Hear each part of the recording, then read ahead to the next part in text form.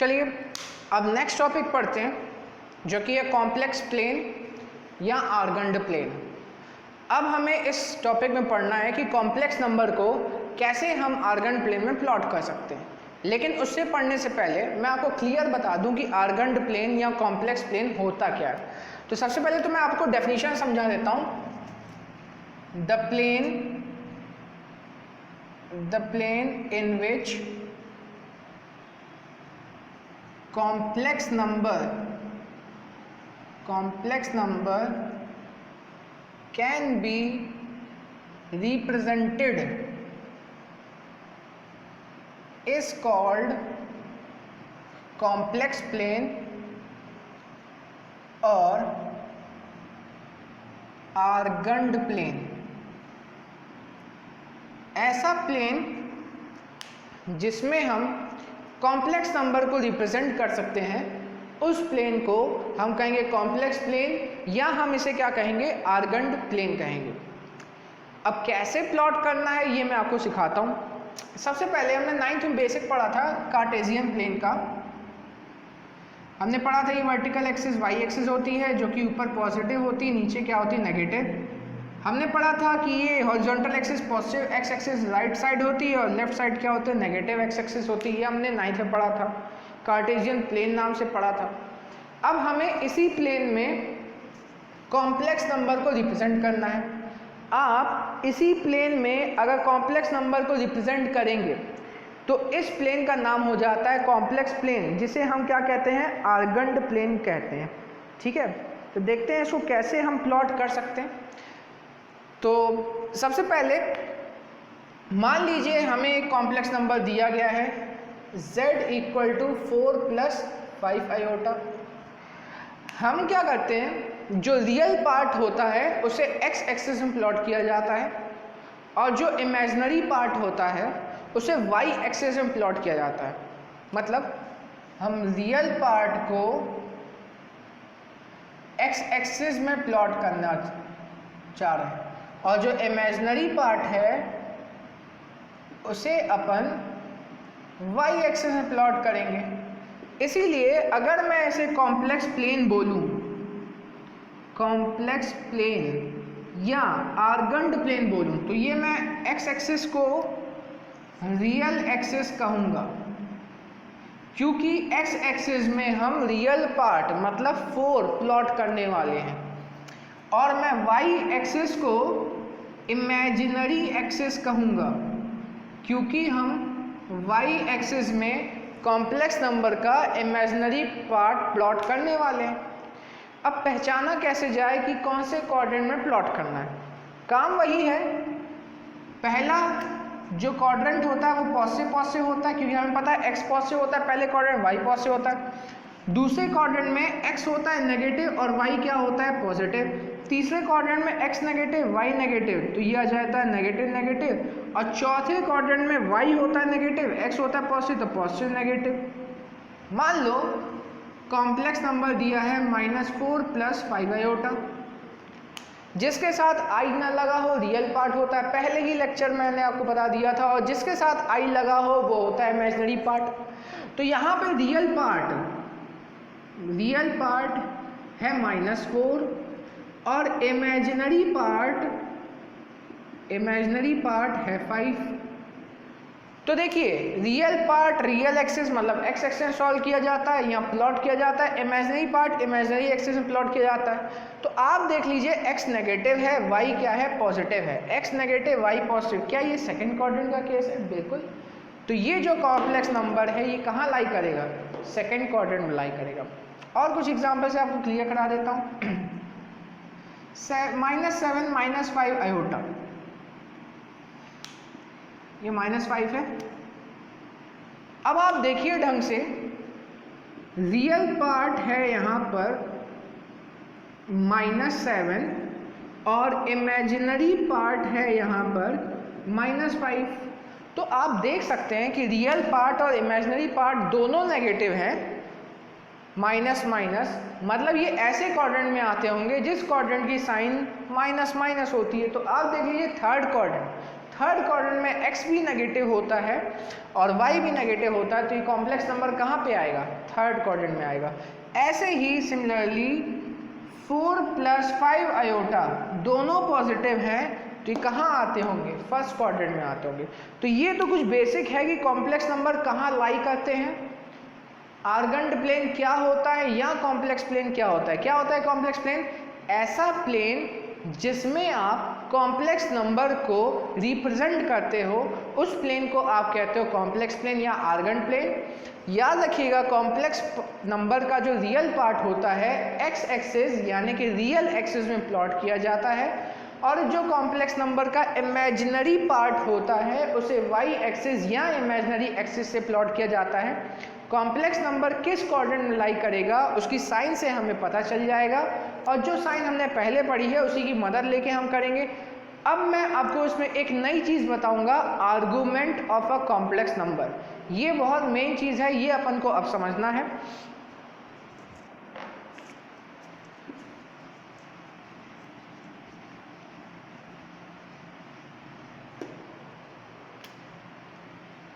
Argument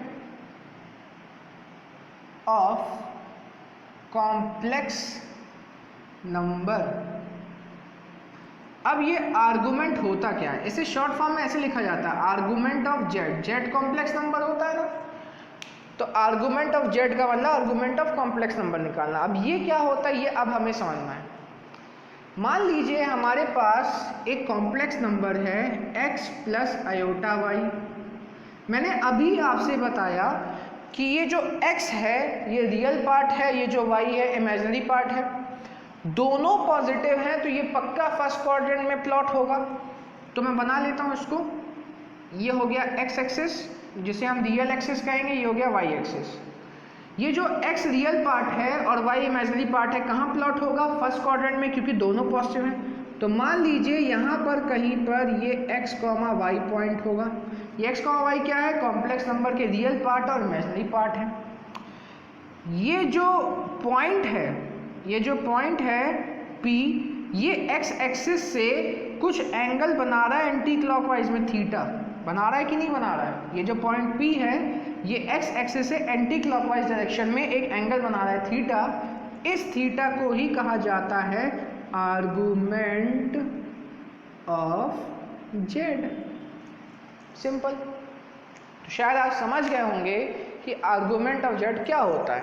तो अगर अपन basic language में बोलें, कॉम्प्लेक्स नंबर जो भी x एक्सिस से एंगल बनाएगा उसे कहा जाएगा आर्गुमेंट ऑफ जेड। अब इसमें कुछ केसेस होते हैं वो हमें पढ़ना है और वो बहुत इम्पॉर्टेंट भी है।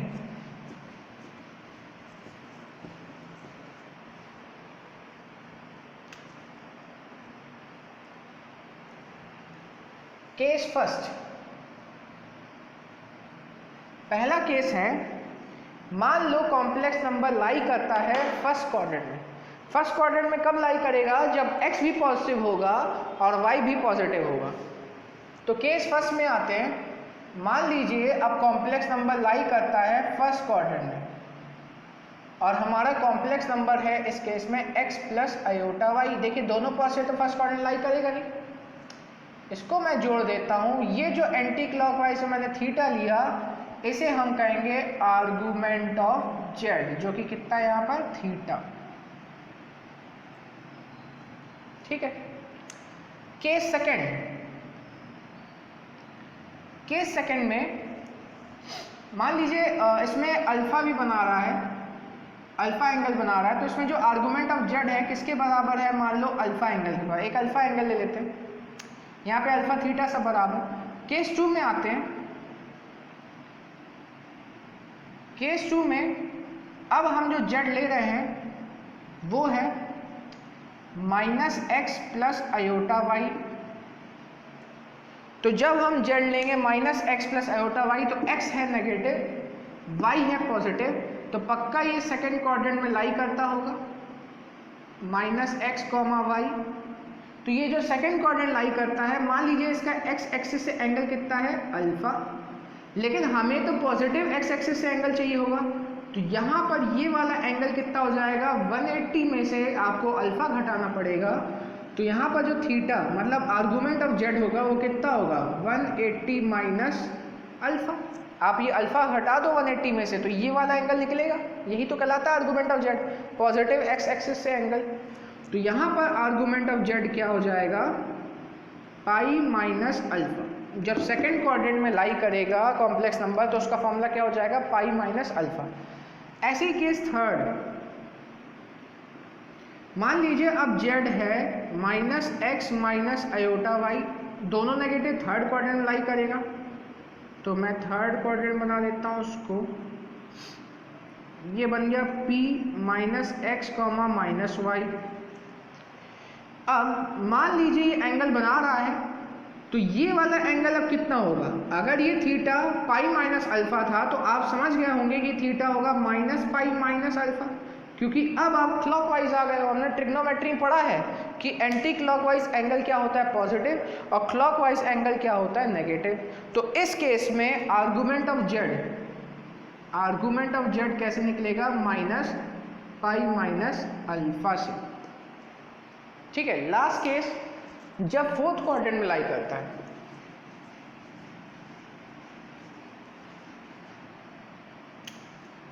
केस 4, जब आप कॉम्प्लेक्स नंबर फोर्थ क्वाड्रेंट लाई है, फोर्थ क्वाड्रेंट मतलब x होगा पॉजिटिव और y होगा नेगेटिव।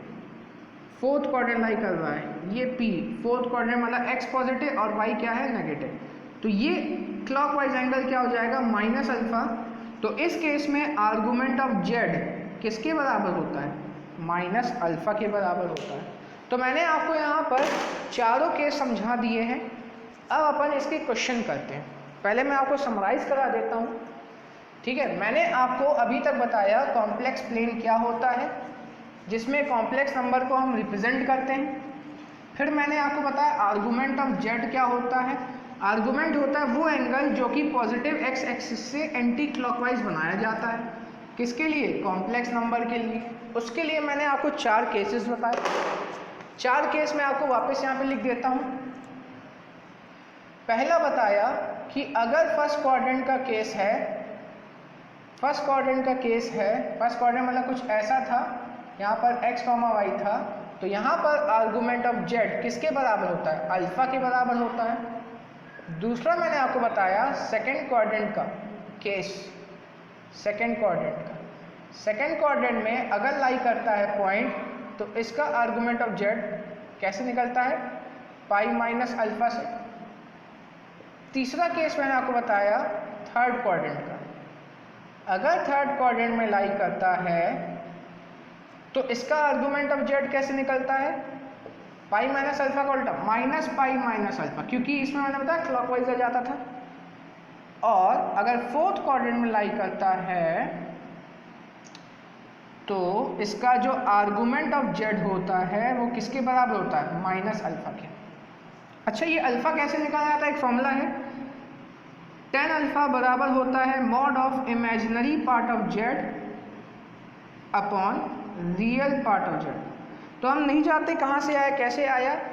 अगर आपको समझना हो तो भी बहुत आसान ही है, इतना कोई कठिन भी नहीं है।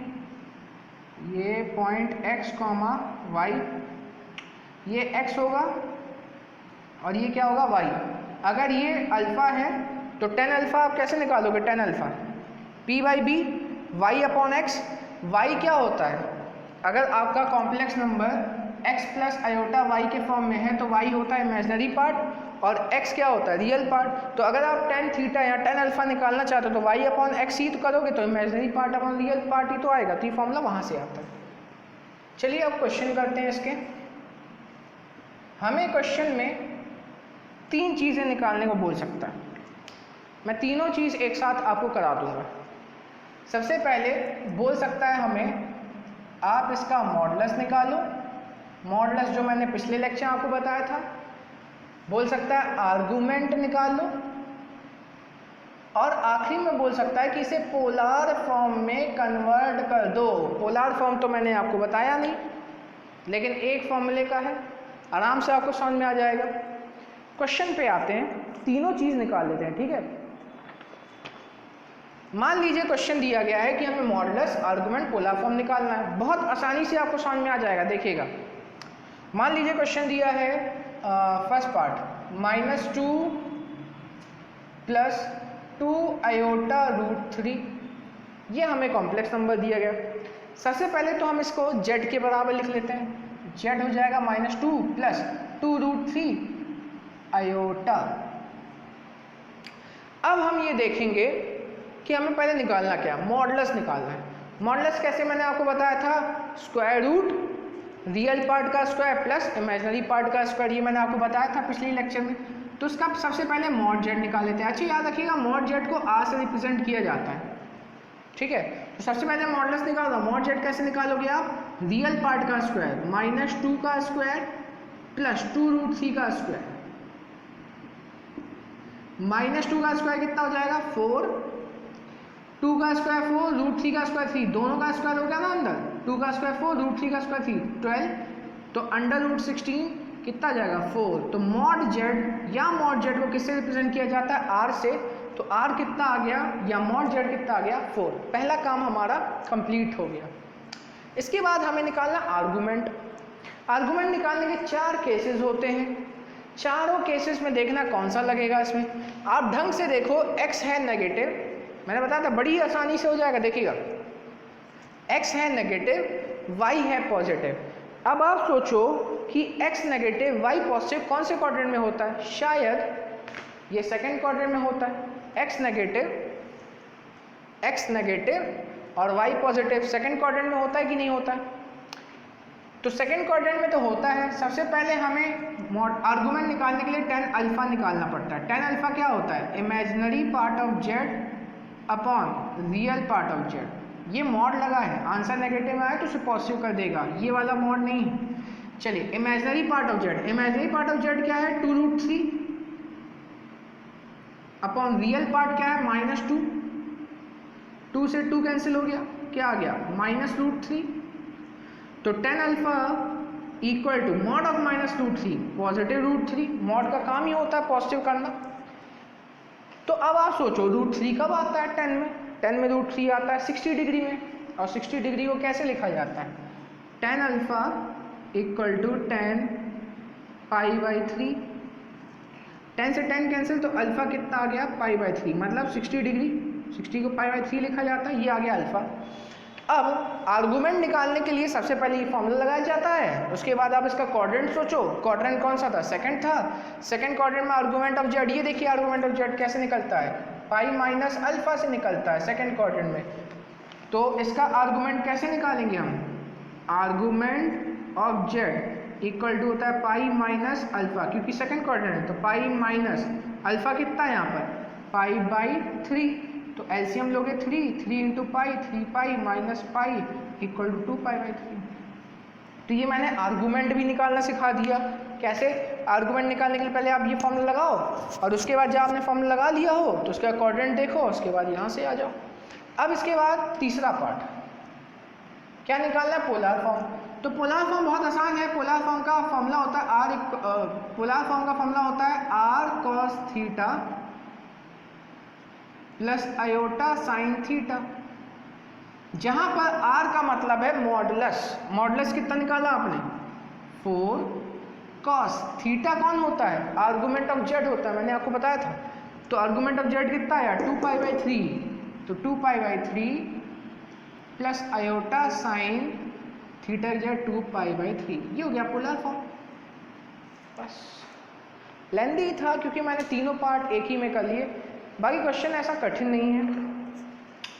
एक और क्वेश्चन चलिए सॉल्व करते हैं।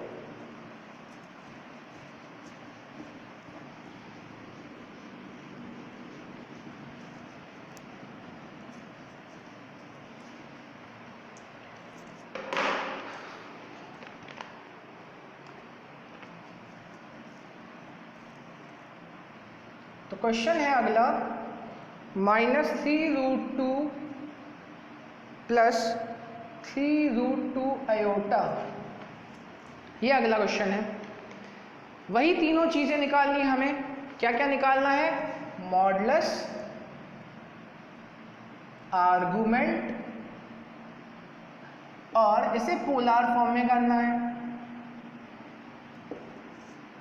तो सबसे पहले मॉडुलस निकालना सीख लेते हैं। इसे z को बराबर लिखेंगे -3√2 + 3√2 आयोटा। मैंने आपको बताया था मॉडुलस कैसे निकाला जाता है। Mod of z equal to real part का स्क्वायर प्लस इमेजिनरी पार्ट का स्क्वायर। ठीक है, तो अब रियल पार्ट का स्क्वायर कर लेते हैं। माइनस का स्क्वायर करोगे तो पॉजिटिव आएगा। 3 का स्क्वायर 9, √2 का स्क्वायर 2, 9 कितना 18 प्लस इसका भी कितना जाएगा 18 √36 कितना जाएगा 6। और मॉड जेड को आर से डिनोट किया जाता है। देखिए मॉडुलस आ गया, कितनी आसानी से आ गया। अब उतनी ही आसानी से हम आर्गूमेंट निकाल लेंगे। मैंने आपको बताया था आर्गूमेंट निकालने के लिए सबसे पहले आपको tan अल्फा निकालना पड़ता है। tan अल्फा का फॉर्मूला मैंने आपको बताया था imaginary part of Z. Pause करके सारे फॉर्मूले लिख लीजिए। Real part of Z, imaginary part of Z, Z का इमेजिनरी पार्ट कितना आई के बगल में 3√2 imaginary part upon real, real part कितना है -3√2 मॉड लगाए। ये पूरा हो गया कैंसिल, -1 बचा मॉड में, तो tan अल्फा इक्वल टू आ गया 1। Mod of -1 is positive 1। अब आपको सोचना है कि 10 में 1 कब आता है 45 में आता है। तो tan अल्फा इक्वल टू हो जाएगा 10π/4। 10 से 10 कैंसिल, तो अल्फा की वैल्यू कितनी आ जाएगी π/4। इसके बाद हमें निकालना होगा आर्गूमेंट ऑफ जेड। आर्गूमेंट कैसे निकालेंगे हम, क्वाड्रेंट देखेंगे, x negative y positive, x negative y positive. कौन सा quadrant, second quadrant. Second quadrant में आर्गूमेंट ऑफ जेड कैसे निकलता है π - अल्फा। तो आर्गूमेंट ऑफ जेड आ जाएगा π - अल्फा से। तो अल्फा कितना है यहाँ पर π/4। ऐसे लेके सॉल्व करोगे तो ये आ जाएगा 3π/4। इसके बाद पोलर फॉर्म। पोलर फॉर्म का फॉर्मूला क्या होता है, r cos theta plus iota sine theta. r mod z कितना आया 6 cos थीटा, थीटा कौन सा 3π/4। अच्छा वैल्यू नहीं रखी जाती इसमें, याद रखिएगा, साइन थीटा की जगह 3π/4। ये आ गया आपका पोलर फॉर्म भी आ गया। एक लास्ट क्वेश्चन कर लेते हैं, इसमें वापस तीनों निकालेंगे ताकि आपको अब एकदम क्लियर हो जाए कि कैसे सॉल्व किए जाते हैं ये क्वेश्चंस।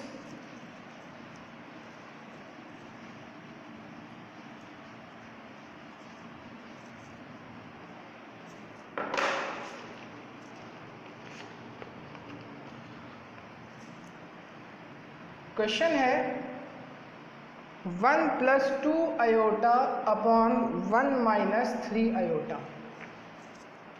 सबसे पहले तो ये हमें a + आयोटा b के फॉर्म में ये क्वेश्चन हमें नहीं दिया है। जैसे पिछले क्वेश्चन, जैसे कि ये 6 + 7 आयोटा, ये सब हमें a + आयोटा b के फॉर्म में दिए जाते थे। अब ये क्वेश्चन हमें a + आयोटा b के फॉर्म में नहीं दिया गया है, तो सबसे पहले हम इसे a + आयोटा b के फॉर्म में चेंज करेंगे। अब इसे a + आयोटा b के फॉर्म में कैसे चेंज किया जाता है, पीछे भी मैंने आपको बताया था, कंजुगेट से ऊपर नीचे इंटू करना, जैसे मल्टीप्लिकेटिव इनवर्स ऑफ जेड निकाला था मैंने। तो वैसे ही यहाँ पे काम करेंगे अपन। पहले तो उस क्वेश्चन को सही करेंगे। तो 1 - 3 आयोटा, तो 1 - 3 आयोटा का आपको कंजुगेट 1 + 3 आयोटा मिलेगा, जिसे आप ऊपर नीचे इंटू करोगे। ये प्रोसेस बिल्कुल रेशनलाइजेशन जैसा है, लेकिन यहाँ पर रेशनलाइजेशन का इस्तेमाल, नाम का इस्तेमाल नहीं होगा। यहाँ हम कहेंगे कि कंजुगेट का ऊपर नीचे इंटू करना, क्योंकि हम रियल नंबर्स नहीं पढ़ रहे हैं, हम कॉम्प्लेक्स नंबर पढ़ रहे हैं। तो अब इंटू कर लेते हैं इनको। तो 1 का दोनों से इंटू कर लेते हैं। 1 × 1 is 1 + 1 × 3 iota is 3 iota, 2 iota × 1 is 2 iota, और ये हो जाएगा 6 iota square. a - b a + b, a² - b², 1 + 3 iota + 2 iota 5 iota, iota square -1 होता है, पीछे लेक्चर्स में आपको बता चुका हूँ।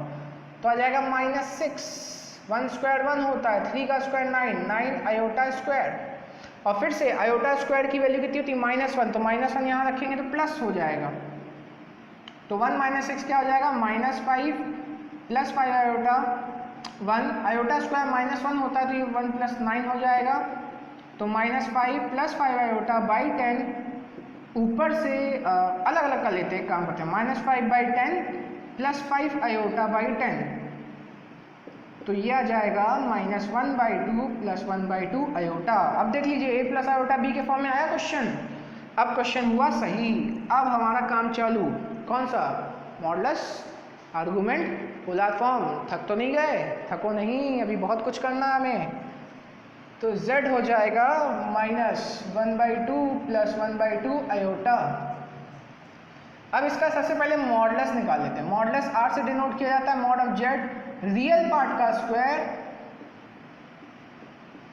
प्लस इमेजिनरी पार्ट का स्क्वायर। मार्कर भी थक गया भाई। मॉड ऑफ z -1/2 का स्क्वायर 1/4 हो जाएगा, ये भी 1/4 हो जाएगा। एलसीएम लेने की बिल्कुल भी जरूरत नहीं है, तो ये हो जाएगा 2/4 जो कि हो जाएगा 1/2। इसे हम लिख देंगे 1/√2। ये आर की वैल्यू आ गई, मॉडुलस आ गया। अब आर्गूमेंट निकालना होगा। कैसे निकालोगे आर्गूमेंट? याद है, सबसे पहले tan अल्फा का फॉर्मूला लगाना पड़ेगा आर्गूमेंट निकालने के लिए। तो tan अल्फा का फॉर्मूला क्या होता है? Imaginary part of z upon real part of z। Imaginary part देखिए क्या था यहाँ पर, इमेजिनरी पार्ट 1/2 था, अपॉन रियल पार्ट क्या है यहाँ पर, -1/2 है। ये और ये कैंसिल हुआ तो -1 आया। मॉड ऑफ -1 कितना होता है? +1। तो tan अल्फा की वैल्यू आ जाएगी 1। और आपको पता ही है tan अल्फा 1 कब होता है? जब 45 होता है। 45 को क्या लिखा जाता है? π/4। 10 से 10 कैंसिल, तो अल्फा की वैल्यू कितनी आ गई? π/4।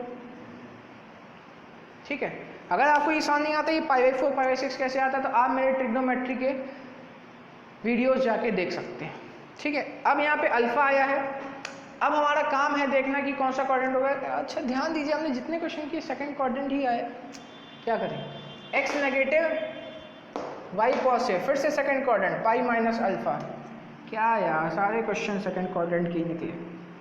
तो आर्गूमेंट ऑफ z क्या आ जाएगा? पाई माइनस अल्फा। आप लेकिन और प्रैक्टिस करिएगा, मेरा सारा यहाँ क्वेश्चन कराना पॉसिबल नहीं है। तो argument of z pi minus alpha कितना है? π/4। लो, इसका आंसर भी 3π/4। इसके बाद आते हैं पोलर फॉर्म में। पोलर फॉर्म का फॉर्मूला क्या बताया था मैंने? r cos theta plus iota sine theta. r की value 1/√2 cos theta 3π/4 plus iota sine theta 3π/4। ये आ गया पोलर फॉर्म। तो इसी तरह हमने इस लेक्चर में complex plane, argand plane, modulus, argument और पोलर फॉर्म निकालना सीख लिया है।